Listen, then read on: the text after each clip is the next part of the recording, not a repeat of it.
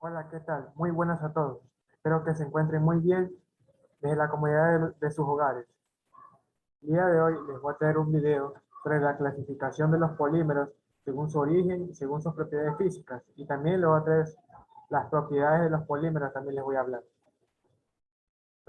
Mi nombre es Michael Javier Mosquera Landi, soy un estudiante de la Universidad de Guayaquil, pertenezco al grupo 22 y mi docente es el ingeniero Ángel Arcos. Así que empecemos con la presentación. Clasificación de los polímeros. Existen varias formas de clasificar los polímeros, sin que sean excluyentes entre sí. Según su origen, polímeros que se clasifican en tres: en polímeros naturales, en polímeros semisintéticos y en polímeros sintéticos. Ahora les voy a hablar sobre los polímeros naturales. Pues bien, existen en la naturaleza muchos polímeros y las biomoléculas que forman los seres vivos son macromoléculas poliméricas.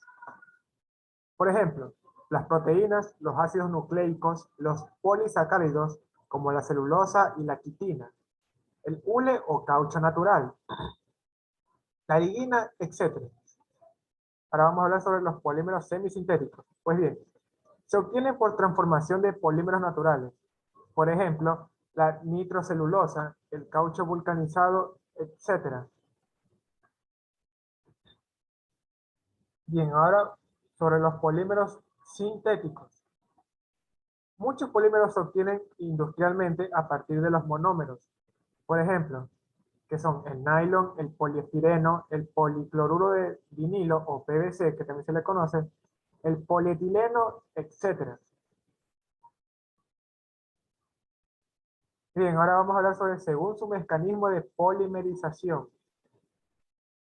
En 1929, Carothers propuso la siguiente clasificación en polímeros de adición, polímeros de condensación. Ya. Pues ahora le voy a hablar sobre los polímeros de adición. La polimerización no implica la liberación de ningún compuesto de baja masa molecular, sino lo contrario. Esta polimerización se genera cuando un catalizador inicia la reacción. Este separa la unión doble carbono en los monómeros que se unen con otros gracias a los electrones libres y se unen sucesivamente hasta el final de la reacción. Polímeros de condensación. La reacción de polimerización implica la formación de una molécula de baja masa molecular en cada paso. Por ejemplo, agua.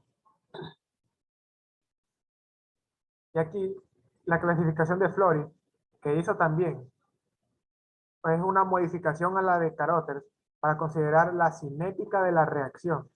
Un ejemplo de esto es polímeros formados por reacción en cadena.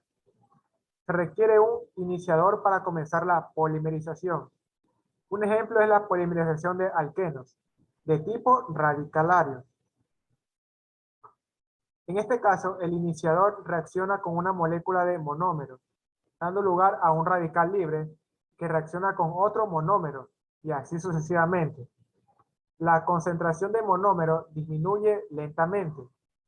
Además de la polimerización de alquenos, incluye también polimerización donde las cadenas reactivas son iones, polimerización catiónica y aniónica.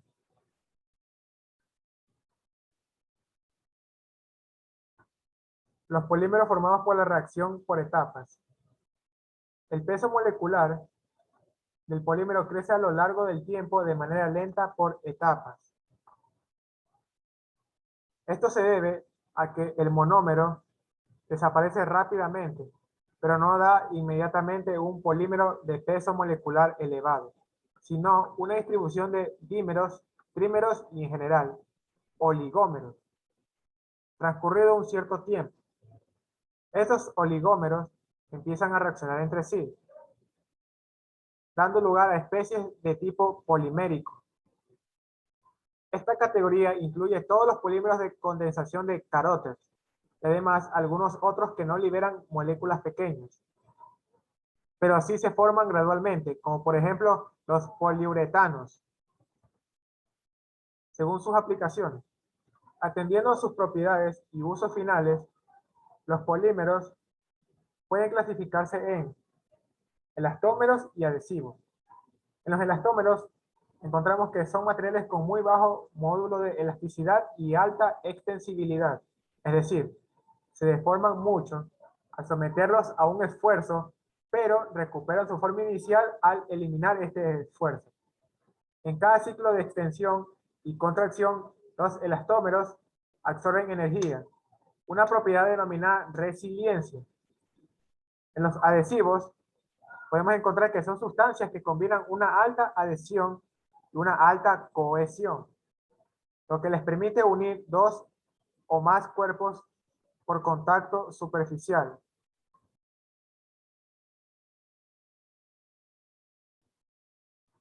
Las fibras presentan alto módulo de elasticidad y baja extensibilidad, lo que permite confeccionar tejidos cuyas dimensiones permanecen estables.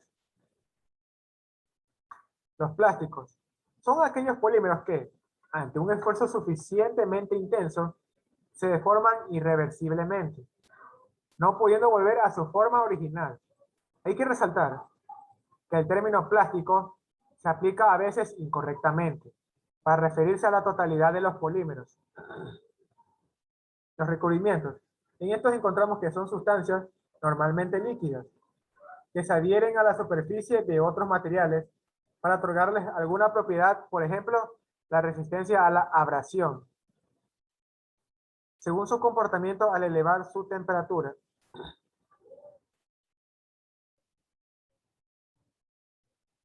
Para clasificar polímeros, una de las formas empíricas más sencillas consiste en calentarlos por encima de cierta temperatura, según si el material funde y fluye o por el contrario no lo hace. Se diferencian tres tipos de polímeros, que son los elastómeros, los termoestables y los termoplásticos. En los elastómeros encontramos lo siguiente. Son plásticos con un comportamiento elástico, que puede ser deformados fácilmente sin que se rompan sus enlaces o modifique su estructura. Termoestables, que no fluyen, y lo único que conseguimos al calentarlos es que se descompongan químicamente en vez de fluir. Este comportamiento se debe a una estructura con muchos entrecruzamientos que impiden los desplazamientos relativos de las moléculas. Los termoplásticos, que fluyen, pasan al estado líquido. Al calentarlos y se vuelven a endurecer, o sea que vuelven a su estado sólido, al enfriarse. Su estructura molecular presenta pocos o a veces ningún entrecruzamiento. Entre esos ejemplos podemos decir el polietileno, el polipropileno y el cloruro de polivinilo o PVC. La clasificación termoplásticos y termoestables es independiente de la clasificación elastómeros, plásticos, fibras. Existen plásticos que presentan un comportamiento termoplástico y otros que se comportan como termoestables. Esto constituye, de hecho, la principal subdivisión del grupo de plásticos y hace que a menudo, cuando se habla de los termoestables, en realidad se haga referencia solo a los plásticos termoestables. Pero ello no debe hacer olvidar que los elastómeros también se dividen en termoestables en su gran mayoría. Los termoplásticos, que existe también una minoría, pero con aplicaciones muy interesantes. Ahora vamos a hablar sobre las propiedades de los polímeros. Entre ellos podemos encontrar las propiedades eléctricas y físicas. En las propiedades eléctricas podemos decir que los polímeros industriales, en general, suelen ser malos conductores eléctricos, por lo que se emplean masivamente en la industria eléctrica y electrónica, como materiales aislantes.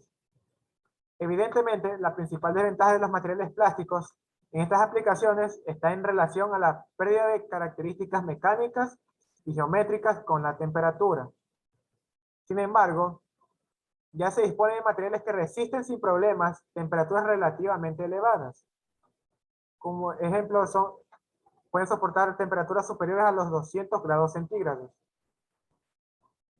Para evitar cargas estáticas en aplicaciones que lo requieran, se ha generalizado el uso de antiestáticos que permite en la superficie del polímero una conducción parcial de cargas eléctricas.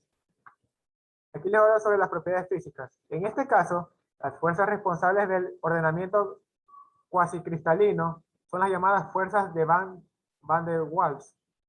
En otros casos, el Nilo 66. La responsabilidad del ordenamiento recae en los enlaces de hidrógeno.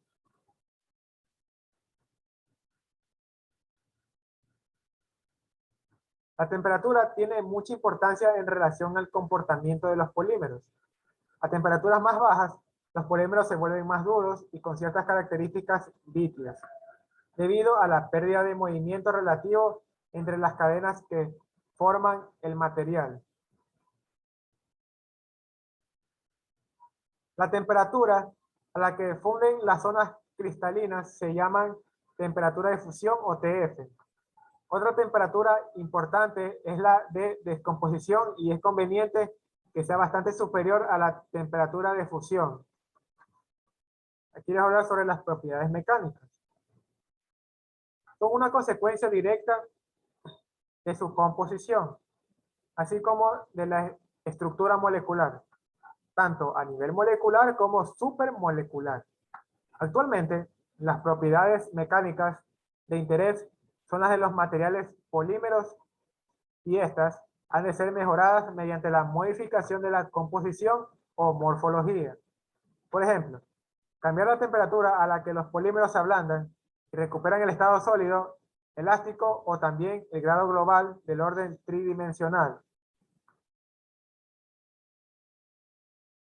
Normalmente el incentivo de estudios sobre las propiedades mecánicas es generalmente debido a la necesidad de correlacionar la respuesta de diferentes materiales bajo un rango de condiciones con objeto de predecir el comportamiento de estos polímeros en aplicaciones prácticas. Pues bien, hasta aquí ha llegado la final de mi video. Espero que les haya gustado mucho y les agradezco que se hayan quedado hasta el final. Cuídense y que tengan un lindo día. Gracias. Chao.